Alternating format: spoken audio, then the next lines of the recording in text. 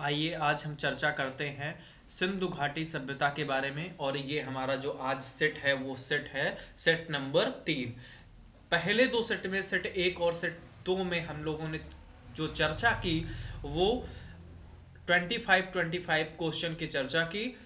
और मैं हरि द्विवेदी आप सभी लोगों का अपने चैनल में स्वागत करता हूं। तो हमारा जो पहला प्रश्न है वो है, निम्नलिखित में से कौन सी विशेषता सिंधु घाटी सभ्यता से संबंधित नहीं है? तो कौन सी है?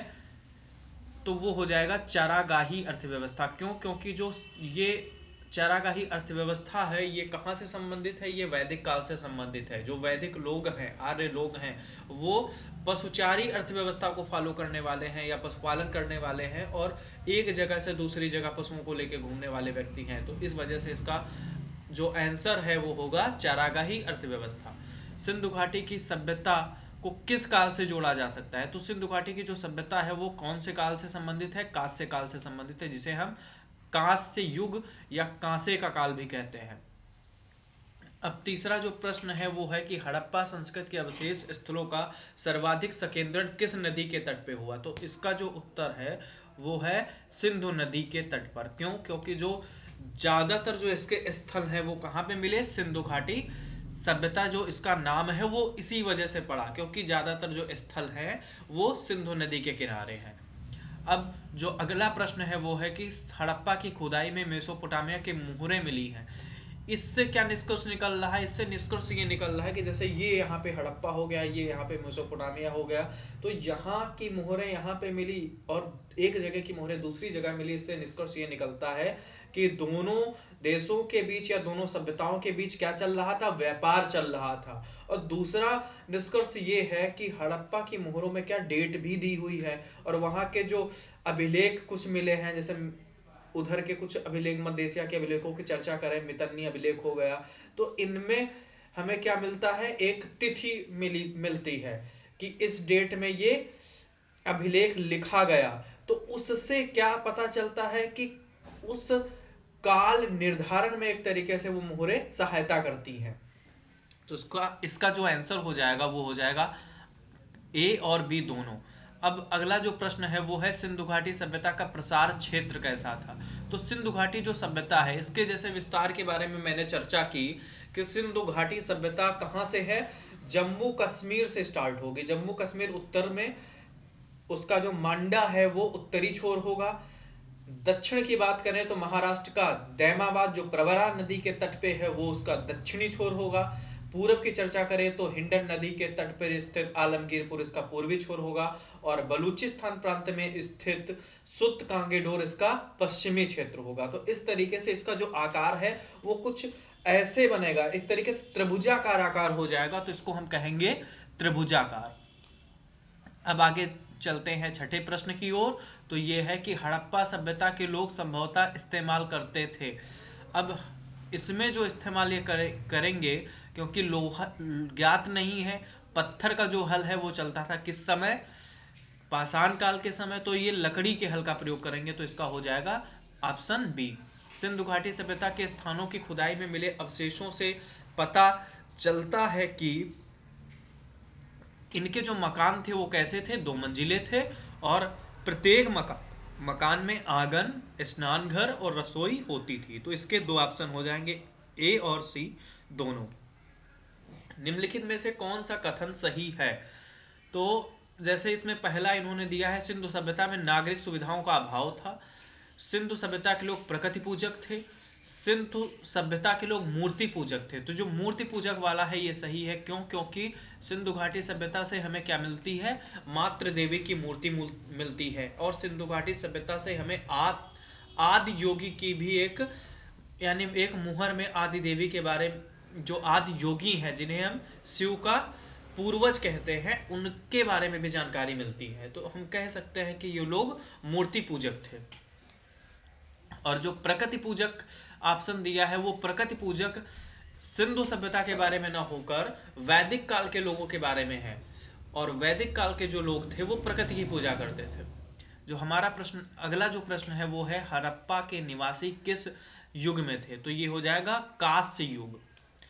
अगला जो प्रश्न है वो है सिंधु घाटी सभ्यता के काल निर्धारण में सबसे विश्वसनीय और महत्वपूर्ण है। तो इसमें सबसे ज्यादा जो मेन है वो है यहाँ की खुदाई से मिली हुई मुहरें। क्यों? क्योंकि यहाँ की खुदाई से मेसोपोटामिया की मुहरें मिलेंगी और मेसोपोटामिया की मुहरों में क्या है, डेट दी गई है। तो उससे हम पार्टिकुलर ये निष्कर्ष निकाल सकते हैं कि ये किस टाइम की है। अब हम अगले प्रश्न की चर्चा करें तो हड़प्पा सभ्यता के लोग किस पशु से परिचित नहीं थे? तो ये हो जाएगा घोड़ा। हालांकि गुजरात के एक स्थान से घोड़े के भी अवशेष या हड्डी मिली है, लेकिन जो हमारे पास मुहरें मिली हैं या उस समय के जो मृदभांड मिले हैं उनमें कहीं पर भी घोड़े का चित्रण नहीं है, जबकि गैंडा, सांड या ऊंट का चित्रण उनकी मुहरों में मिलता है। या आदि योगी की जो मूर्ति मिली है उसी में एक तरफ गैंडे का, नीचे सांड का और एक तरफ ऊंट का उल्लेख या उसका चित्र बना हुआ है। अब आगे अगर देखें तो मोहनजोदाड़ो में मिली एक बड़ी इमारत के भग्नावशेष को विद्वान अन्नागार मानते हैं। ये किससे बनी थी? तो ये बनी थी पक्की ईंटों से, क्योंकि सिंधु घाटी सभ्यता में ज्यादातर ये विशेषता ही है कि यहाँ के जो भवन निर्माण है वो ज्यादातर पक्की ईंटों के बने होते थे। और जो नगर है, नगर दुर्गों से घिरे होते थे और नगर जो नियोजन है वो दो तरीके का होता था। एक पश्चिम भाग होता था, एक पूर्वी भाग होता था। पश्चिम जो भाग होता था वो क्या होता था, ऊंचाई पे बसा होता था, पूर्वी भाग निचले हिस्से में बसा होता था।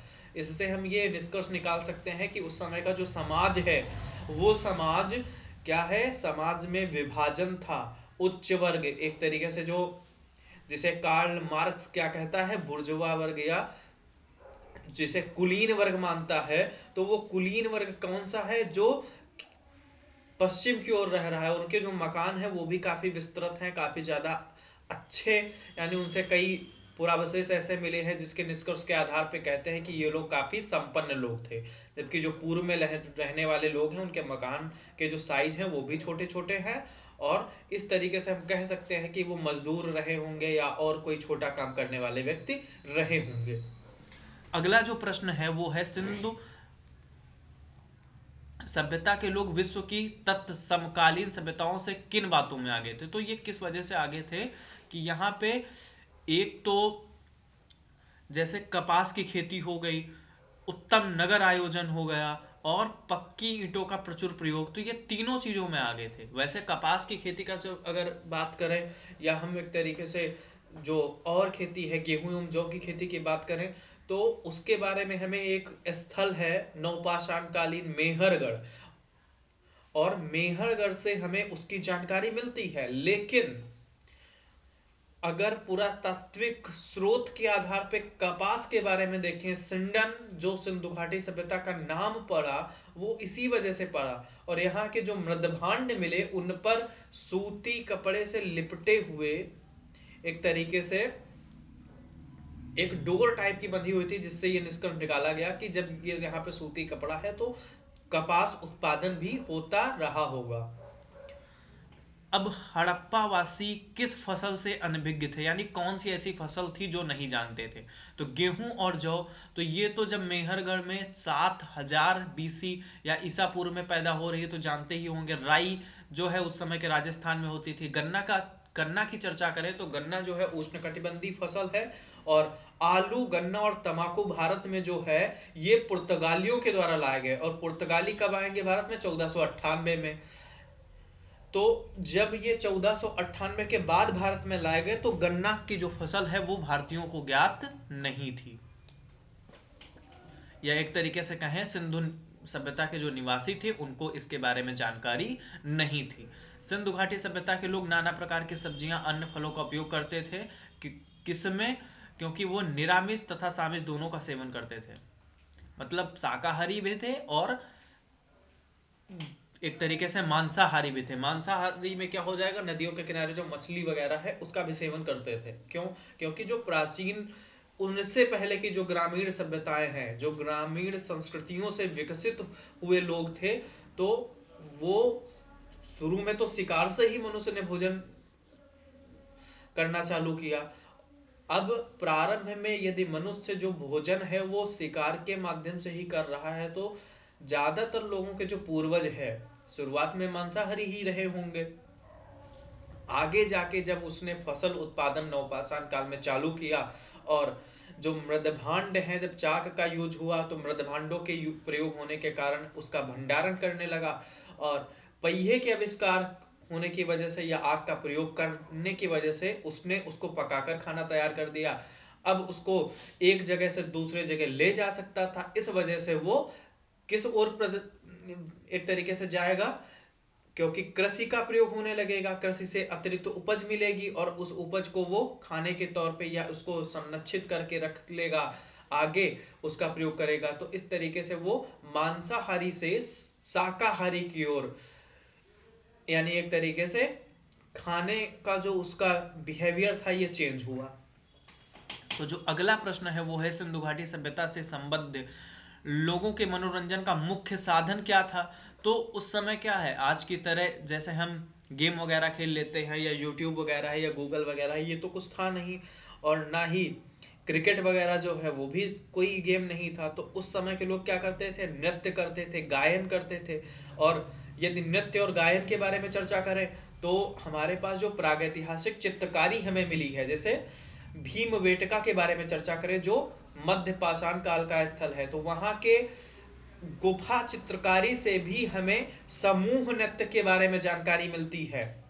क्यों? क्योंकि जब आदमी दिन भर इधर उधर घूमेगा, शिकार करेगा, तो उसके बाद कुछ समय तो ऐसा बचेगा कि अब उसको लगेगा अब उसे क्या करना चाहिए, तो उसके भीतर जो हिडन टैलेंट है या जो टैलेंट है उसको प्रदर्शित करेगा। या कभी कोई त्योहार आ जाएगा या कभी उन्होंने कोई बहुत बड़े जानवर का शिकार कर लिया, तो इस उसमें वो उछलेंगे कूदेंगे, और यही आगे जाके एक उसको ये लगेगा कि जब वो उछल कूद रहा है तो एक तरीके से उसका मनोरंजन हो रहा है, तो यही नृत्य और गायन के तौर पे हो जाएगा। और दूसरी चीज, वो पासे खेलने में उसकी रुचि थी, तो इसका आंसर हो जाएगा आंसर बी। अब सिंधु घाटी सभ्यता के लोग क्या करते थे, तो ये जो सूती वस्त्र है, सूती वस्त्र का एक तरीके से सूती वस्त्र पहनेंगे, लेकिन इनके साथ साथ ये लोग ऊनी वस्त्र बनाना भी जानते थे। तो इसका जो आंसर होगा वो होगा बी ऑप्शन। अब अगला प्रश्न है कि सिंधु घाटी सभ्यता के लोग लगभग सभी स्थानों पर दुर्ग के अवशेष प्राप्त हुए हैं, किसको छोड़ के? तो इसमें हो जाएगा, कौन सा स्थान ऐसा है जहां पे दुर्ग नहीं मिले हैं? तो हो जाएगा कालीबंगा, यानी यहां से जो नगर है उसके चारों ओर दुर्ग नहीं मिला है। मोहनजोदाड़ो की खुदाई से पता चला है कि तत्कालीन मकान कैसे थे, ये हमने पहले ही बताया, जैसे पक्की ईंटों से बनाए गए थे। अब आगे अगर चर्चा करें कि सिंधु घाटी सभ्यता के बारे में खनन कार्य से जो तथ्य सामने आए, उनसे पता चलता है कि लोग क्या थे, नगर निर्माण कला यानी नगर नियोजन जो है सिंधु घाटी सभ्यता अपने इसीलिए नगर नियोजन के लिए तो यह प्रसिद्ध थी। और 1922 में जब इस सभ्यता के बारे में कन्निगम महोदय ने विश्व के लोगों को बताया, तो पश्चिम जगत के लोगों को तो आश्चर्य हुआ कि भारतीय उपमहाद्वीप में एक ऐसी सभ्यता भी है जो आज से, यानी कब से, 1922 से 4000 साल पहले क्या थी, नगर निर्माण योजना थी। और वहां पे जो आज हम चीजें कहते हैं कि जैसे जो ग्रिड पैटर्न से नालियां बनी हैं, सड़कें बनी हैं, नालियां ढकी होती थी, और जो मेन दरवाजे थे वो पीछे की तरफ खुलते थे, इन्वायरमेंट को लेकर काफी ज्यादा वो थे। इसी वजह से वो जैसे पीपल हो गया या और एक दो वृक्ष हो गए, इनकी पूजा करते थे। और जानवरों को लेकर कितना जागरूक थे, सांप की पूजा का वो मिलता है। तो इस तरीके से हम कह सकते हैं कि आज के 4000 4500 वर्ष पहले वो लोग नगर निर्माण योजना या नगर नियोजन में क्या थे, पारंगत थे। अब जो हमारा अगला प्रश्न है वो है, सिंधु सभ्यता के लोग शायद मुख्य रूप से किसकी पूजा करते थे? तो ये हो जाएगा मूर्ति पूजा। क्यों? क्योंकि इंद्र का पूजन जो है वो तो कब किया जाएगा, वो किया जाएगा वैदिक काल के लोगों के द्वारा। और जो पर्वतों की पूजा है, तो पर्वतों की पूजा जो है वो, इसकी जानकारी हमें महाभारत से मिलती है कि भगवत गीता में जैसे श्री कृष्ण है, श्री कृष्ण के बारे में यदि हम पढ़े तो उनके माध्यम से जो श्री कृष्ण है, सबसे पहले पर्वतों की पूजा करना श्री कृष्ण के समय से चालू हुआ। अब सिंधु घाटी सभ्यता के पतन का कारण अगर देखें तो इसके पतन के कई कारण हैं। जैसे भूकंप भी हो सकता है इसका कारण, हो सकता है बाहर के कुछ लोग आए हों, बहुत ज़्यादा लोग आए हों, उनके हमले की वजह से है, हो सकता है कि प्राकृतिक विपत्तियां भी आई हों। तो इसके जो रीजन है वो क्या है, अज्ञात है। अगला जो प्रश्न है वो है, सिंधु घाटी सभ्यता से संबंधित व्यक्ति लिखना पढ़ना जानते थे, लेकिन इनकी जो लिपि है पढ़ी नहीं जा सकी है। अब मोहनजोदाड़ो में किए गए खनन कार्य से ऐसा पता चलता है कि उस काल के लोग कृषि करना जानते थे, किंतु चावल की भी फसल उगाते थे। इसमें संदेह किसको है, ए एल बासम महोदय को। और ए एल बासम महोदय ने 1950 में वंडर दैट वाज इंडिया पुस्तक लिखी। और ए एल बासम जो ब्रिटिश इतिहासकार हैं, ये पहले व्यक्ति थे जिनका मानना था कि आप पॉलिटिकल हिस्ट्री जो है या सोशियोलॉजिकल हिस्ट्री के बारे में क्यों ज्यादा बता रहे हैं, आपको ये एक नए एस्पेक्ट से सोचना चाहिए कि आप जो है किसी भी देश के कल्चरल हिस्ट्री के बारे में फोकस करें, वहां के जो आर्कियोलॉजिकल चीजें हैं उनके बारे में लिखें, और उनके आधार पर निष्कर्ष निकालें कि उस देश में कैसा क्या डेवलपमेंट हुआ, कैसा क्या विकास हुआ। तो इस तरीके से ए एल बासम ने कौन सी पुस्तक लिखी, the wonder that was India. और इन्होंने और क्या एक चीज थी कि इनका मानना था कि भारत में जो सिंधु घाटी सभ्यता के लोग हैं चावल उपजाते हैं, इसमें इन्होंने संदेह प्रकट किया। अब जो हमारा लास्ट प्रश्न है वो ये है कि सिंधु घाटी सभ्यता से संबंधित लोग शवों का अंतिम संस्कार क्या करते थे। तो जैसे जलाते थे, अब हिंदू क्या है जलाते हैं, गाड़ कर करते थे, मुस्लिम क्या है गाड़ कर संस्कार कर रहे हैं जो अंतिम संस्कार है, पारसी क्या है ऊंचे स्थान पे इसको खुला छोड़ देते हैं। और ये उनका ये मानना है कि जो जीव जंतु हैं वो खाएंगे और उनके द्वारा जो बैक्टीरिया वगैरह होगा तो उससे ही सही हो जाएगा, क्यों हम कहीं पे जलाएं, इससे प्रदूषण करें, कहीं पे गाड़े तो जमीन का वो हो। तो इसका जो आंसर होगा वो ये होगा कि इनकी जो 100 दहन पद्धति थी वो तीनों थी, अंतिम संस्कार यानी जलाकर भी करते थे, गाड़कर भी करते थे, और पारसियों की तरह ऊंचे स्थान पर खुला छोड़कर भी करते थे। तो इस तरीके से आज हमने अपने जो हिस्ट्री एस्पेक्टेड क्वेश्चन है उसके सेट 3 में इन 25 प्रश्नों की चर्चा की।